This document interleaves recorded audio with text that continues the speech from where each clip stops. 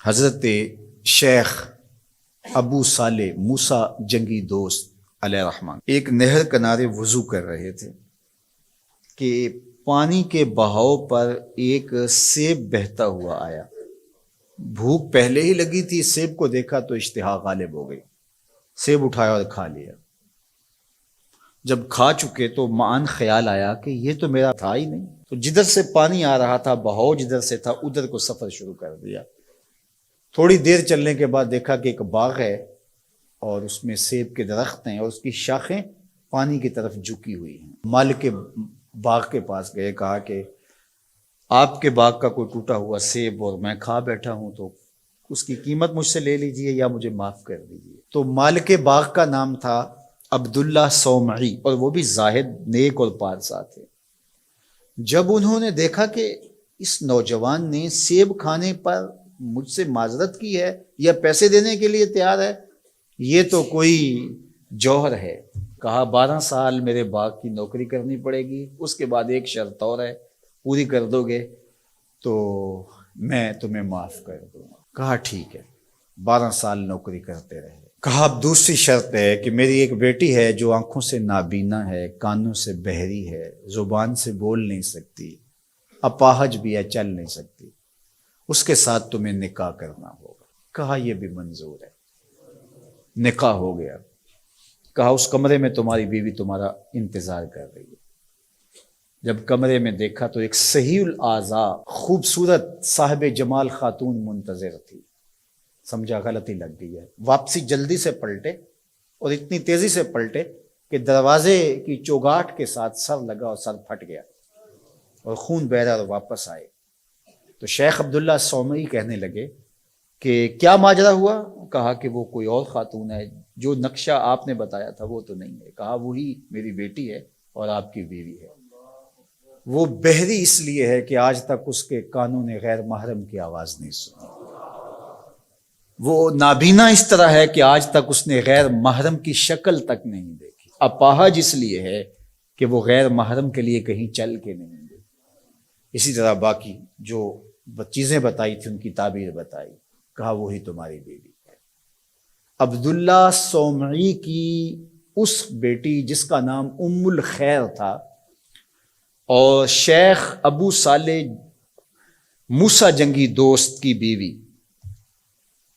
تو یہ صالح نوجوان اور یہ صالحہ خاتون نکاح کی بندھن میں بندھ گئے۔ اللہ تعالیٰ نے پھر ان کو ایک فرزند عطا کیا۔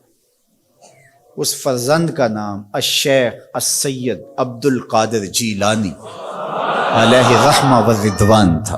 اقبال نے کہا تھا سیرت فرزند از امہات، جوہر صدق و صفا از امہات۔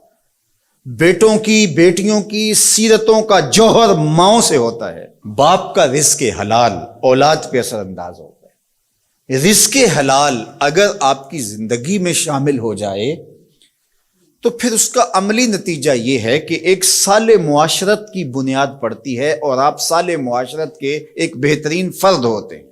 جس طرح رزق حلال نسلوں میں سرایت کرتا ہے اس کی برکتیں، اسی طرح سچائی اگر کسی معاشرے کے اندر پیدا ہو یا کسی فرد کے اندر پیدا ہو تو سچ اپنا راستہ بناتا ہے۔ اگر آپ کی زبان سچ نہیں بولتی اور آپ حلال رزق نہیں کھاتے تو پھر آپ جتنے مرضی نفل پڑھیں، جتنی مرضی عبادتیں کریں، اللہ کی قربت کا تصور بھی نہیں کیا جا سکتا۔ نجات کا راستہ یہ ہے کہ ہم ان دو چیزوں کو اپنی زندگی میں لازم کر لیں۔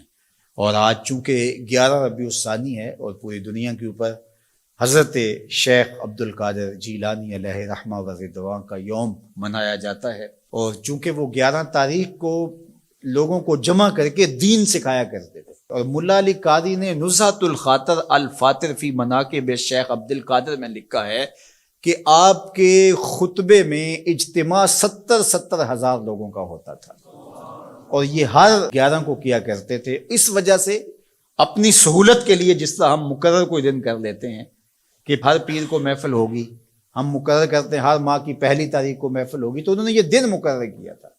اور اس دن میں جب لوگ دور دور سے آتے، بغداد کے بھی بابو شیخ پہ لوگ جمع ہوتے اور باقی شہروں سے بھی لوگ اس دن آتے کہ چلو آپ کا آواز سنیں گے، تو آنے والوں کو کھانا بھی کھلایا جاتا، کیونکہ حضرت شیخ فرماتے ہیں کہ آدھا فقر بھوکوں کو کھانا کھلانا اور ننگوں کو لباس پہنانا ہے. تو جب جو لوگ آتے تھے تو ان کو کھانا بھی کھلایا جاتا. اب لوگوں کو صرف کھانا یاد رہ گیا ہے، اور جو واز کیا کرتے تھے، جو اس اجتماع کی روح تھی جس کے لیے سارے لوگ آتے تھے، وہ ہم نے بھلا دیا. تو ہم عمومی طور پہ رسم پرست ہو جاتے ہیں، روحیں ہم سے رخصت ہو جاتی ہیں. جو بھی چیزیں ہوتی ہیں ان کی روحیں ختم ہو جاتی ہیں اور ان کی رسمیں باقی رہ جاتی ہیں.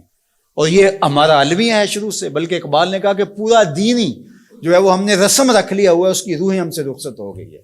رہ گئی رسم ازاں روح بلالی نہ رہی، فلسفہ رہ گیا تلقین غزالی نہ رہی. مسجد مرثیہ خواہ ہے کہ نمازی نہ رہے، یعنی صاحب اوصاف وہ حجازی نہ رہے. حضور نے ارشاد فرمایا لا یبق من الاسلام الا اسمہ ولا یبق من القرآن الا رسمہ مساجدہم عامرۃ وہی خراب من الہدی. ایک وقت آئے گا کہ قرآن صرف رسم کے طور پہ باقی رہ جائے گا، اور جو ہے وہ اسلام کا صرف نام باقی رہ جائے گا. مسجدیں زیب و زینت کے لحاظ سے تو آباد ہوں گی، بڑے اونچے اونچے مینار ہوں گے، گنبد اچھے ہوں گے، قالین اچھے بچھے ہوں گے، دیواریں منقش ہوں گی، یہ سب کچھ تو ہوگا، لیکن نمازیوں سے خالی ہو جائیں گے، ہدایت کے نور سے خالی ہو